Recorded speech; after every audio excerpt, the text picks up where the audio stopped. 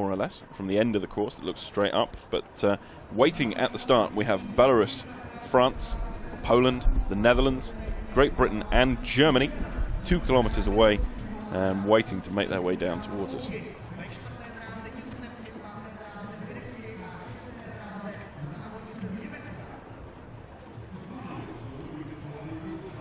See the crews getting lined up there. We're with lane 1, that's Belarus.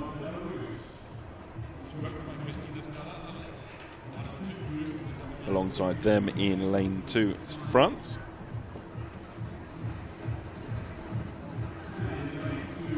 We've got something to follow on, seeing the performance of their lightweight scullers so far this morning, now in the openweight category. Lane 3, that's Poland.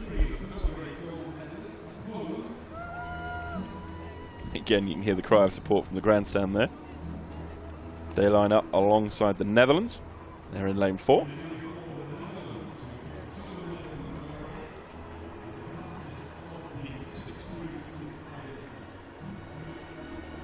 They'll be closely watched by lane 5, that's Great Britain.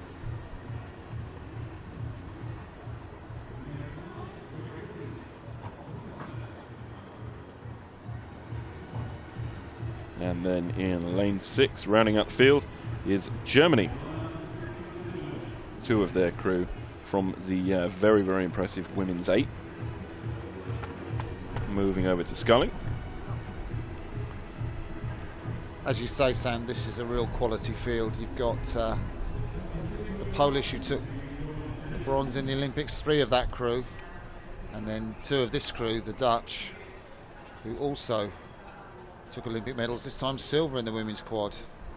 2 of them are in that boat. The new German boat, of course, Germany Olympic champions in this event, and this is a completely new and different crew, coached by a Polish, Maciej, who took Poland to that medal in the women's quadruple sculls. He's now working with the Germans. Look at the grips on the blades there that the rowers or the scullers have to give them traction on the oar. You're not meant to really grip the blade, you're just meant to hold it lightly.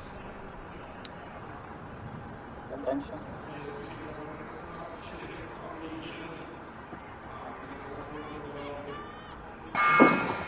Held them a long time, didn't it? Didn't Whoa, they? Yeah. What was that all about? Tense moment at the start there, absolutely. Well, it's a relief to get the race underway. We just saw a shot of Holly Nixon there. Well, we see her again, the British stroke woman, and the Brits, after that result in the men's 4, will be really hoping that these young women can produce something and bring a medal for the British. But at the moment, it's the young German crew, stroked by Frieda Hamling. Frieda Hamling from the Hanover club. Their bows out in the lead at the moment. They've been progressing well through this regatta, not the greatest of heats, but they really came well through the repechage, and they've used the races to make a good progression. That crew there, that's the Dutch crew. They were second last time out in Belgrade in Serbia. On the water again here and trying to edge even further still forward. They've got their bows ahead of Germany almost at this point. I think Jose Verdonkschot, the Dutch coach, will be really looking for his crew to step up and make a statement against the Poles. They are really the crew to beat, these Polish women, but this is a new Dutch crew. 2 of the women from the Dutch 8, Olivia van Rooyen, she is on the right of your picture in the bows of the Dutch 8, and then, well, sandwiched between the 2 women in the Dutch crew, Inge Janssen, is Sophie Sauer, also from the Dutch 8, and then Nicole Boykers from the quad that took that silver medal behind the Germans in the Olympics. 500 metres gone. How are we looking, Sam? Well, after the first quarter, Germany still come out on top. Netherlands are about a 1/5 of a second behind them, so it is close at the front of the field. Third is Poland as it stands. Now, 3 of that crew have been together for the last 3 years. They've got a new stroke. The rest of them have been together for 3 years. That is the Netherlands, though. Nicole Boykers in the stroke seat, the 26-year-old Olympic silver medalist in this event.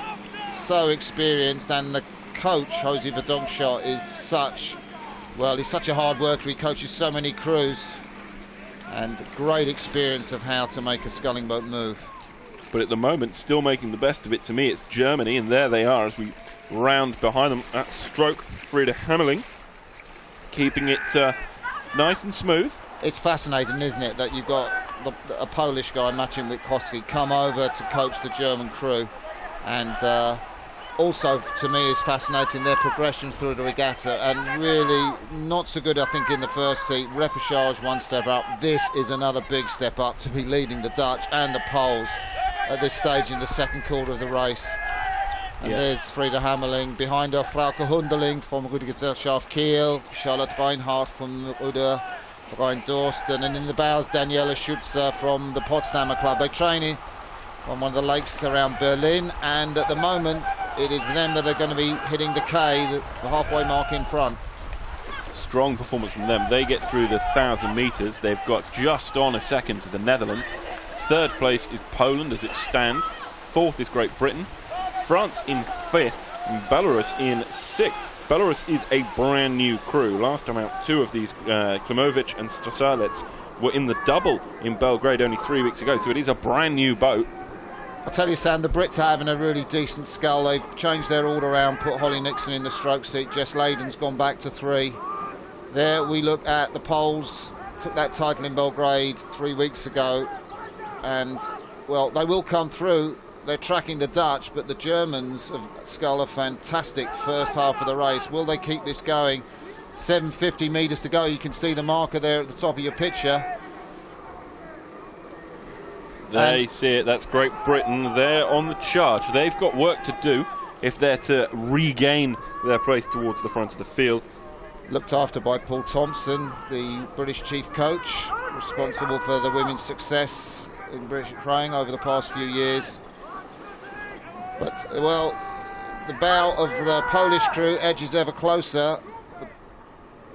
That's number 3. The Dutch bow number 4. It's a really close contest, isn't it? The British are right there. The French, a lot of hopes for this new crew put together from the women's double that finished 5th in the Olympics and the pair that made the small final. But so far, they are finding the pace too hot for them. It is tough at the top. It's still relatively close across all 6 crews here as we come through 1,500 metres there. We're into the last quarter. That's where all the racing will happen. And Great Britain is starting to move. They're in a position to challenge the Dutch for second. Yeah, there's a lot of power in the middle of this British double. You've got Matilda Hodgkins-Byrne and Jess Layden. They took gold in the under-23 double scull. Matilda Hodgkins-Byrne, she smoothed out her sculling, but she's such a powerful woman. Bethany Bryan, you can see her blades in the bow seat there. The Dutch, though, to me, they look the smoothest moving crew on the course. If anyone can catch the Germans, I think it'll be them. I'm not sure Poland can do anything. If the British finish in front of Poland, that'll be a mercurial rise in the last 3 weeks, and it'll really make up for the disappointment of the men's 4 not medaling. Yeah, it will. It's a big push, though, from Poland. They're still at the lowest rate, but they're keeping their boat speed's dropping off, actually, even now. They need to find another gear if they're going to try and challenge anyone in front of them. That's Germany. They've owned this race, absolutely. Although, even now, the Dutch, in defence to Great Britain, have started to claw their way back. They are now a third of a length only behind Germany as they come alongside the grandstand. Yeah, there was a look across from the Dutch stroke woman, Nicole Boykers, just sensing what have I got to do to get through Germany. On her left, you can see the Germans. This is an amazing scull from a brilliant young quad. They've really led this race from pillar to post. Nobody's going to catch them now. Their coach, Maciej Wiskowski, will have smiles all over his face. Who's going to take the silver medal? It looks like Holland. Britain, that's a step up for them if they can hold off Poland and get the bronze. It looks like that should be the order. Germany still have half a length ahead of the Netherlands for second. Great Britain get there in third, and that leaves Poland, France and Belarus fourth, fifth and sixth. Massive finish from Germany. A well-run race for them. Great support all round and celebration in the boat. Congratulations to them after a brilliant race. 6:24.08 their time. I'm leaning out the commentary box to see where the screams are coming from. Was it the Germans? I think so. I mean, it would be. European champions. It is an amazing, and that was the German free woman, Frauke Hunderling, and the woman from Rudergesellschaft Kiel is absolutely delighted. She is only 21 years of age, and she's European champion, and she's done that ahead of the Olympic bronze medal, 3 of the Olympic bronze medal quad, the Dutch, 2 of the Olympic bronze medal, 2 of the Olympic silver medal quad, The Brits will be quietly satisfied with that result. Massive step up from them from Belgrade, but the Germans have announced their arrival with a new group of women. Yeah, we're back up at the start there, watching how they did laid the groundwork for what became a brilliant win from them. They were first. They actually led the entire race in the end. They really did make that work. They got their power hooked up there. You see the celebrations as they cross the line.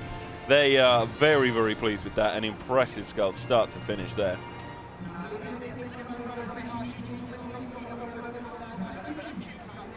So as they get themselves squared away, it was Germany in first place, the Netherlands in second, Great Britain in third. Those three fought it out for most of the race. Poland, France and Belarus dropping